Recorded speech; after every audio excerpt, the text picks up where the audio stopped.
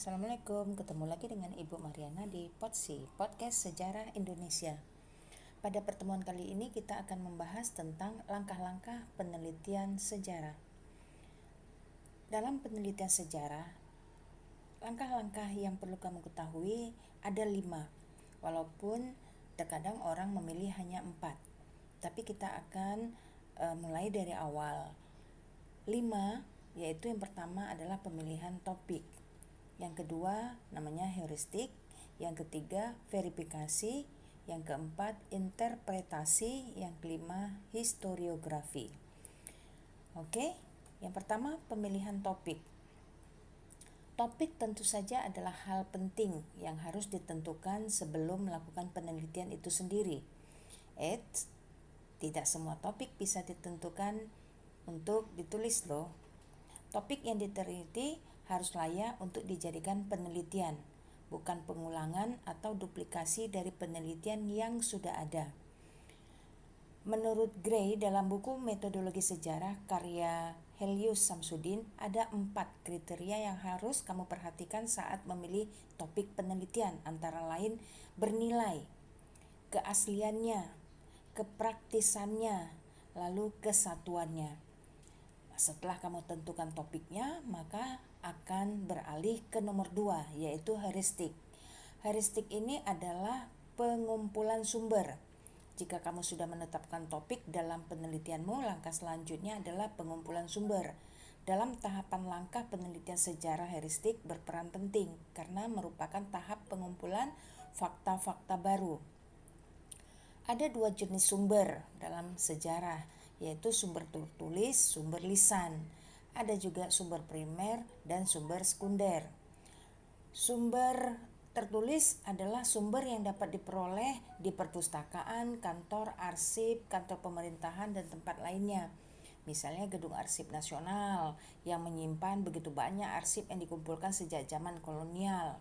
Lalu ada juga sumber yang dapat diperoleh dengan cara wawancara. Itu namanya sumber lisan. Namun ada juga yang menyebutkan, seperti yang tadi Ibu katakan, sumber-sumber tersebut selain sumber tertulis dan sumber lisan, ada juga yang mengatakan sumber primer. Sumber primer berasal langsung dari para pelaku sejarah, seperti naskah, prasasti, artefak, dokumen, dan lain sebagainya. Ini bisa juga disebut dengan sumber benda. Lalu ada juga sumber sekunder. Sumber sekunder berasal dari pihak yang bukan pelaku sejarah, melainkan pihak lain di luar para pelaku sejarah. Seperti Ibu memberikan keterangan tentang perang di Penogoro. Nah, yang Ibu ungkapkan, sumber yang Ibu katakan ini adalah sumber sekunder. Tetapi ketika misalnya pelaku sejarah yang menceritakan tentang proklamasi dari orangnya langsung, maka itu disebut sumber primer.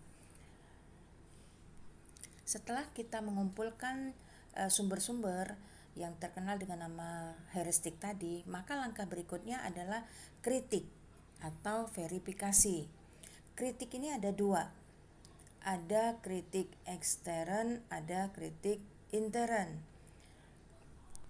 Kritik ekstern atau kritik eksternal, kritik yang menguji keaslian sumber dengan merujuk pada bahan-bahan yang digunakan dalam pembuatan sumber. Sedangkan kritik intern atau internal adalah kritik yang menguji keaslian sumber dengan merujuk pada isinya. Lalu berikutnya setelah menentukan topik, heuristik, kritik, langkah berikutnya adalah interpretasi. Interpretasi ini adalah penafsiran fakta sejarah. Dalam tahap ini diperoleh dari analisis terhadap data-data, fakta, serta sumber-sumber yang telah dihimpun. Proses melakukan interpretasi harus bersifat objektif, deskriptif, dan selektif. Ada 2 jenis interpretasi sejarah, yaitu interpretasi analisis.